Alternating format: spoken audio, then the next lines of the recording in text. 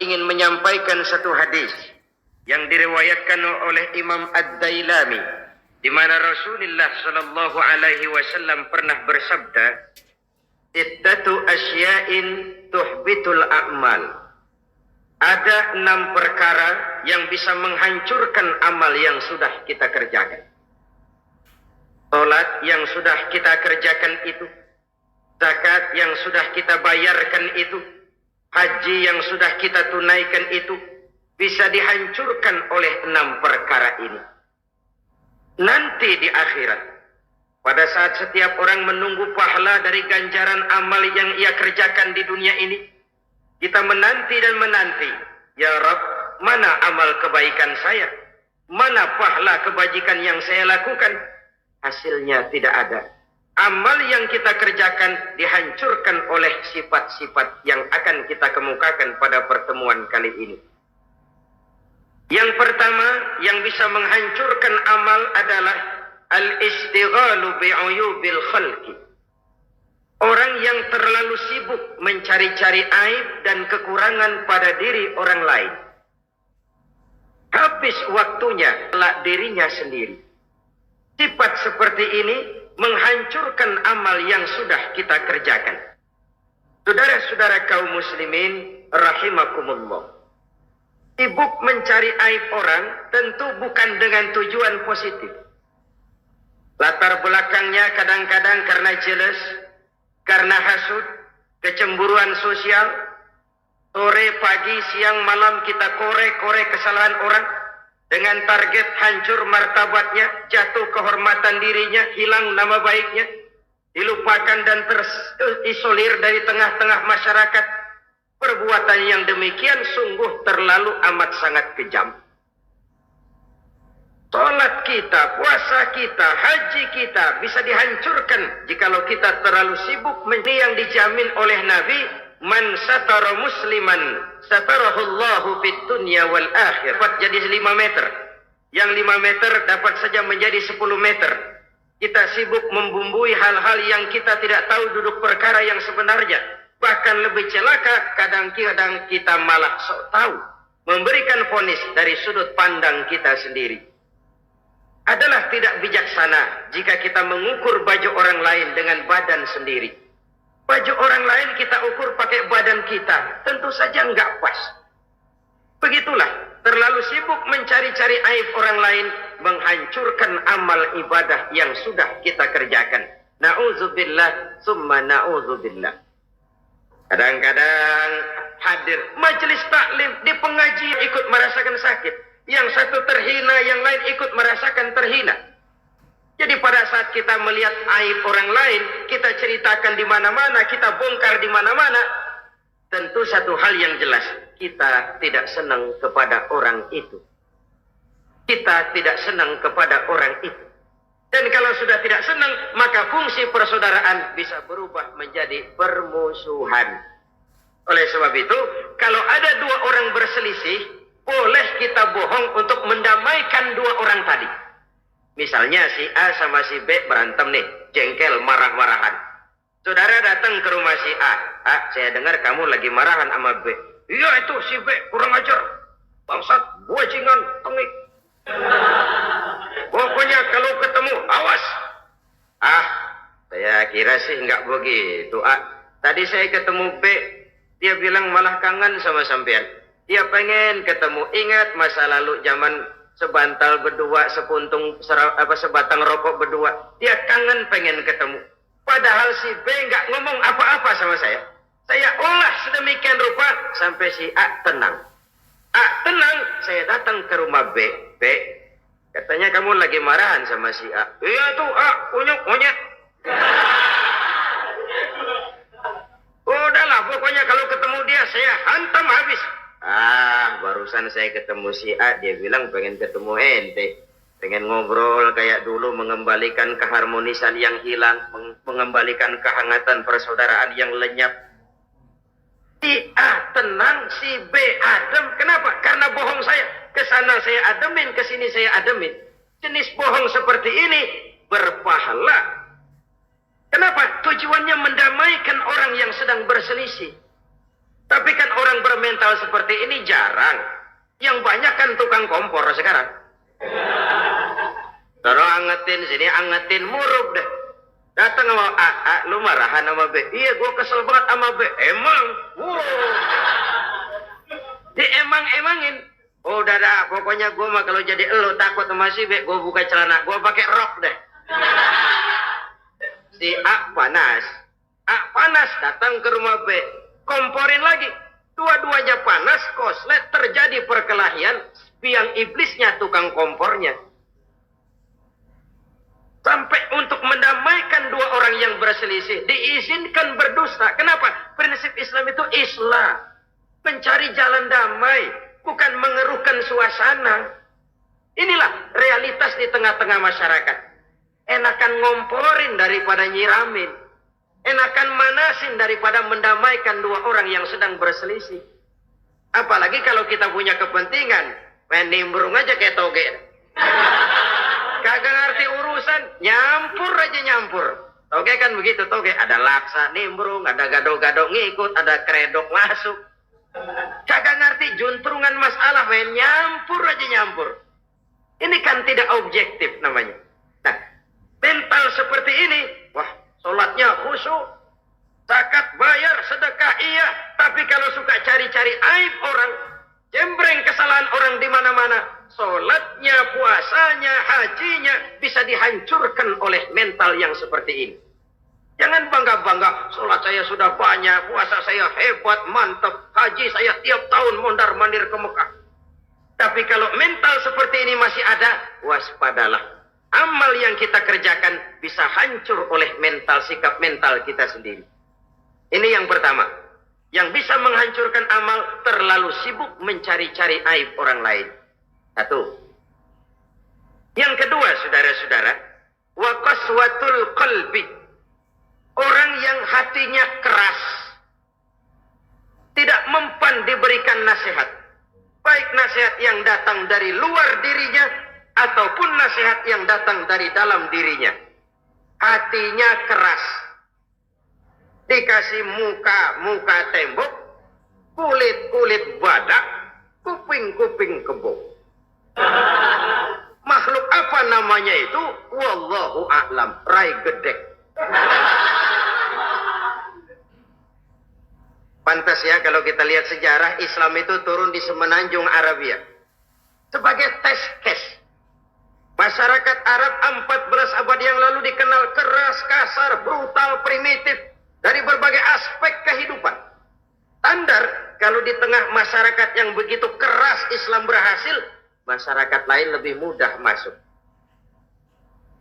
Rasulullah diutus di Cianjur lalu dakwahnya sukses, saya nggak kagum. Paling-paling datang Nabi ke Cianjur disambut dengan ramah. Enggak, Rasul. Ayo nama kumaha Rasul wae, ayo nama kita. Pasti aman, damai, tidak ada cerita perang. Tapi Masya Allah, turun di tengah satu struktur sosial yang keras, kasar, primitif. Menghadapi orang yang hatinya keras seperti ini, apa prinsip kebijaksanaan yang dilaksanakan oleh Rasul dalam menerapkan syariat Islam? Pertama, at-tadrij fit tasyri'. Dalam melaksanakan syariat, prosesnya melalui tahapan. Contoh, jahiliyah dulu itu paling senang sama mabuk. Geng, pinteler. Oh, jahiliyah itu kalau sudah mabuk nggak cuma minum, mandi pakai arak. Subhanallah, mandi pakai arak. Menghadapi masyarakat yang seperti ini, apa strategi syariat Islam? Mula-mula ayat yang turun, yas'alunaka 'anil khamri wal maisir qul fihima ismun kabirun wa manafi'un linnas. Mereka bertanya kepadamu, hai Muhammad, tentang arak. Katakan, arak itu ada manfaatnya, tapi juga ada bahayanya. Bahayanya lebih besar daripada manfaatnya. Tidak diharamkan dulu, tidak. Cuman dikasih sen. Teler emang enak. Oh, melayang ke langit. Cuman ada bahayanya. Bahayanya lebih besar daripada manfaatnya. Dikasih gambaran, dikasih sen.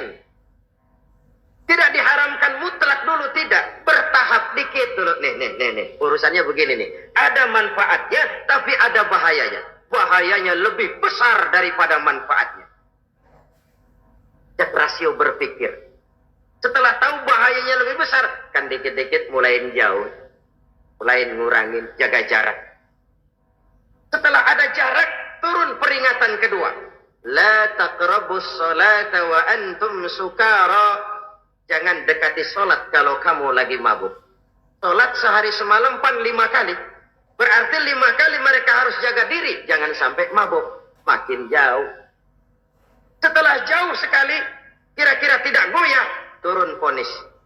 Innamal khamru wal maisir wal ansab wal azlamu rijsun min amali syaitan fajtanibu la'allakum tuflihun.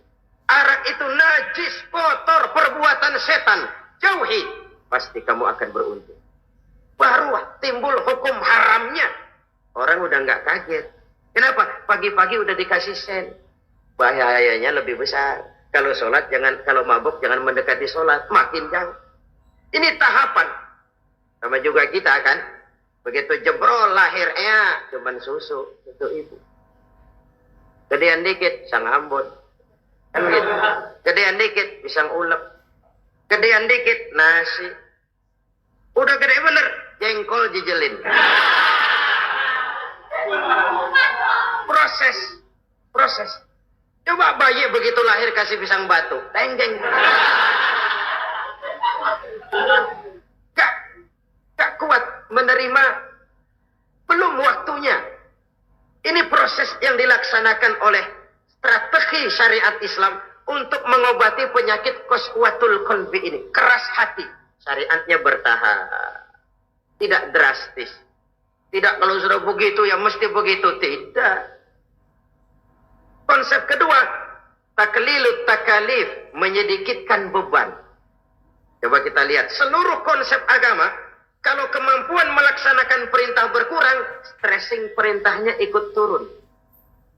Angkat tuh beras 100 kilo. Nggak kuat pak. 30 kilo dulu deh. Ntar balik lagi. Lama-lama juga habis.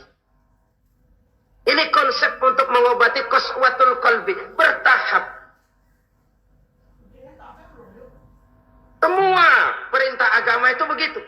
La yukallifullahu nafsan illa wus'aha. Allah tidak memberikan beban kecuali sesuai dengan kemampuan yang dimiliki oleh seseorang. Kalau kemampuan melaksanakan perintah berkurang, stres perintahnya juga ikut menurun. Sholat wajib diri. Kalau mampu. Gak bisa pak sholat berdiri. Sholat dengan berbaring.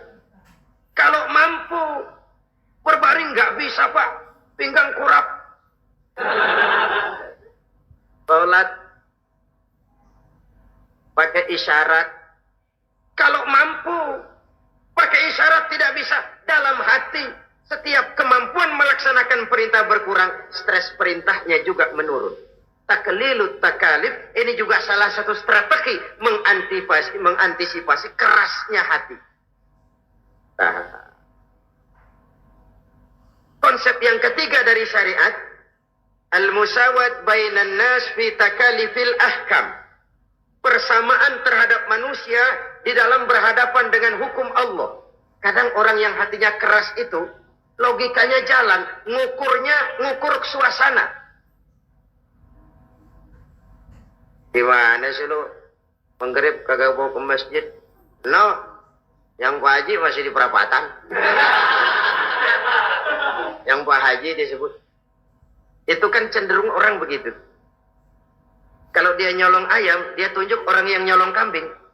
Ini apologi namanya. Kenapa lu nyolong ayam? No, yang maling kambing urusin, gedean. Apologi. Lah kapan mau beres kalau begitu? Tidak introspeksi, tidak self-correction. Itu apologi. Untuk menutupi kelemahan diri, menunjuk kesalahan orang lain yang lebih besar. Itu kan nggak jantan namanya. Apologi.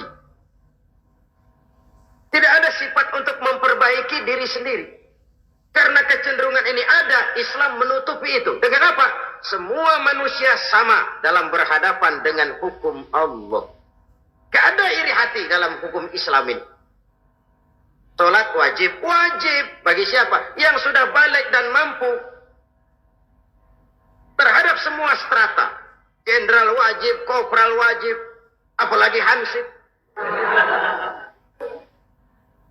Tidak ada fasilitas. Wah, kamu jenderal nggak apa-apa dah, sembahyang setahun 2 kali, Idul Fitri aja sama Idul Adha. Enggak tuh. Semua manusia sama dalam berhadapan dengan hukum Allah. Itu yang Nabi ingatkan. Orang-orang sebelum kamu dahulu hancur, umat-umat sebelum ini rusak binasa. Kenapa? Karena mereka, kalau orang kecil berbuat salah, hukum cepat-cepat ditegakkan. Tapi kalau yang besar berbuat salah, mereka diam pura-pura tidak tahu. Jadi apa ini? Yang namanya mafia peradilan bukan cuma zaman ayeuna. Sejak zaman sebelum Islam, Nabi sudah mengingatkan. Mereka dahulu hancur. Kenapa? Kalau orang kecil berbuat salah, hukum buru-buru ditegakkan. Rame-rame dikeroyokin. Giliran yang gede berbuat salah, diam pura-pura enggak tahu. Hukum pakai pandang bulu. Saudara-saudara kaum muslimin, rahimakumullah. Oleh karena itu orang yang keras hati itu bisa merusak amalnya sendiri. Nggak mempan nasihat, rai gedek, muka-muka cuek. Baik nasihat yang dari luar maupun nasihat yang dari dalam nggak mempan. Kan dalam hidup ini ada nasihat dari luar, dari orang lain, bisa dari fenomena kehidupan. Ini juga nasihat. Oh, dia itu kaya tapi pelit. Hatinya begitu ya. Katanya menteleng. Itu kan nasihat. Itu kan nasihat. Oh, dia waktu berkuasa tapi zalim, matinya begitu. Perutnya pancung.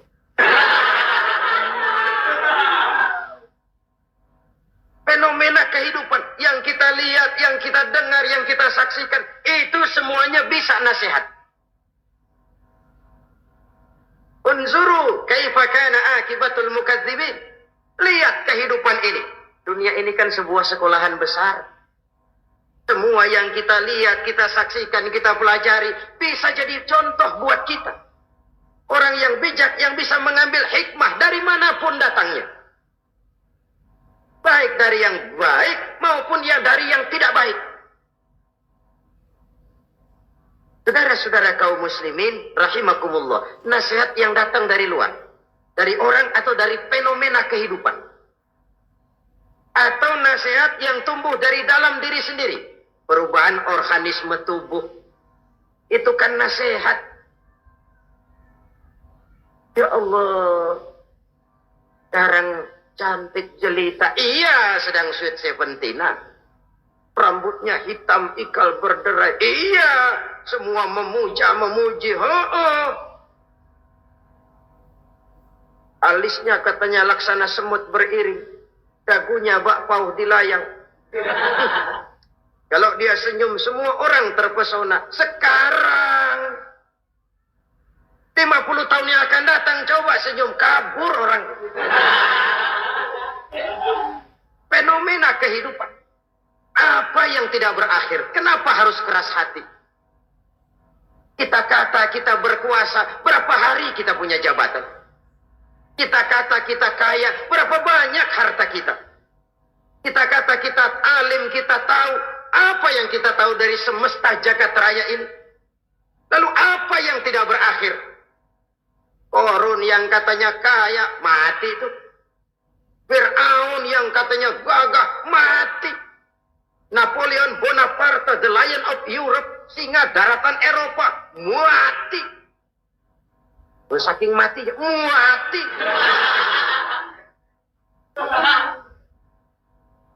Kenapa harus keras hati? Kenapa tidak melihat perubahan fenomena alam sekitar ini? Apa yang tidak berakhir? Apa yang tidak selesai?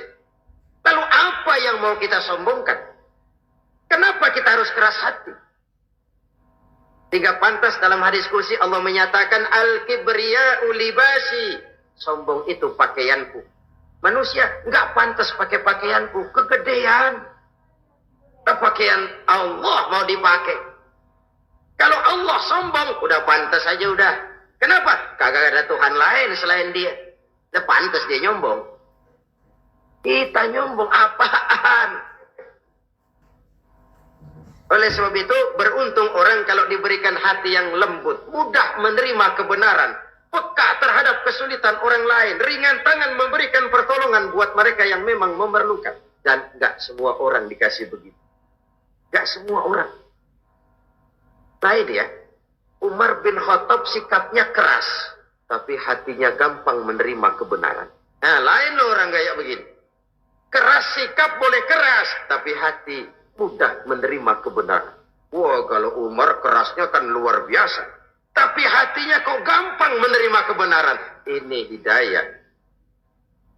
Coba lihat waktu berita Rasulullah meninggal dunia. Sampaikan oleh para sahabat, Umar jengkel, cabut pedang. Siapa bilang Muhammad mati, saya tabas batang lehernya. Dia nggak siap menghadapi kenyataan. Emosinya yang jalan, bukan rasionya. Keras. Bilang deh, Muhammad meninggal. Saya tabas batang lehernya. Untung ada Sayyidina Abu Bakar. Beliau tidak bicara langsung, cuma pidato. Ayyuhan nas, man kana ya'budu Muhammadan fa inna Muhammadan qad mata. Wa man kana ya'budu Allah fa inna Allah hayyul la yamut. Hai manusia, siapa yang menyembah Muhammad, Muhammad sudah meninggal. Tapi siapa yang menyembah Allah, Allah maha hidup dan tidak akan pernah mati buat selama-lamanya. Sayyidina Umar tersentak. Subhanallah, saya salah. Bagaimanapun Muhammad hanya seorang manusia.